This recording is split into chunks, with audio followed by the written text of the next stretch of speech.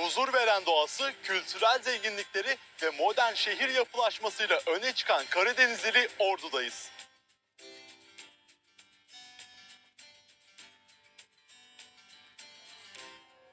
Yaklaşık 750 bin kişinin yaşadığı Ordu genç bir üniversiteye sahip. Öğrenci işlerinin bu bölümünde doğayla iç içe bir kampüsü bulunan Ordu Üniversitesi'ne konuk oluyoruz. Ordu Üniversitesi 17 Mart 2006 tarihinde kuruldu. Şimdi eğitim yolculuğuna 12 fakülte, 3 enstitü, 2 yüksekokul, 10 meslek yüksekokulu ve 821 akademisyenle devam ediyor. Aktif olarak faaliyette olan fakülteler arasında tıp, diş hekimliği, Fatsa Deniz Bilimleri, turizm ve eğitim var. Üniversite bünyesindeki enstitülerse fen bilimleri, sağlık bilimleri ve sosyal bilimler. Yaklaşık 20 bin öğrencinin eğitim gördüğü Ordu Üniversitesi'nin hedefi nitelikli insan gücüne katkı sağlamak.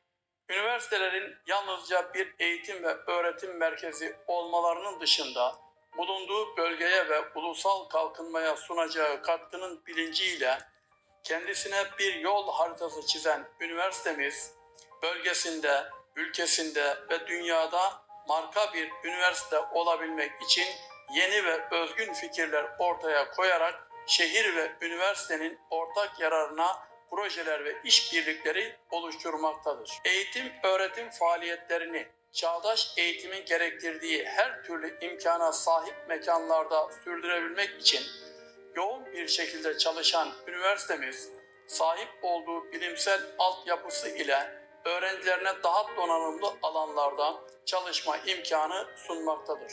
Bu bağlamda üniversitemiz 152 laboratuvarıyla bölgesel, ulusal ve uluslararası düzeyde bilimsel araştırmalar ve projeler yürütülürken, kütüphanemiz bünyesinde bulunan 57.269 basılı ve 200.000 elektronik kitap ile öğrencilere gerekli olan araştırma ortamı sunulmaktadır. Üniversitemizde öğrencilerimizin sadece akademik gelişimleri üzerine değil, aynı zamanda sosyal, kültürel ve sportif faaliyetlerin gerçekleştirilebilmesi için de gerekli çalışmalar yürütmekteyiz. Uluslararası standartlardaki yapı kalitesi, özgün mimarisi ve çevre düzenlenmesi ile dikkat çeken Ordu Üniversitesi, öğrencilerine ayrıcalıklı bir eğitim, öğretim ve yaşam ortamı sunmaktadır. Kampüs içerisindeki öğrenci yurtları, her türlü konforun sağlandığı modern yaşam ve çalışma ortamı, merkezi kantin, yemekhaneler ve kafeteryalar öğrencilerimize dinlenmek ve sosyal ortam oluşturmak için vazgeçilmez bir fırsat sunmaktadır.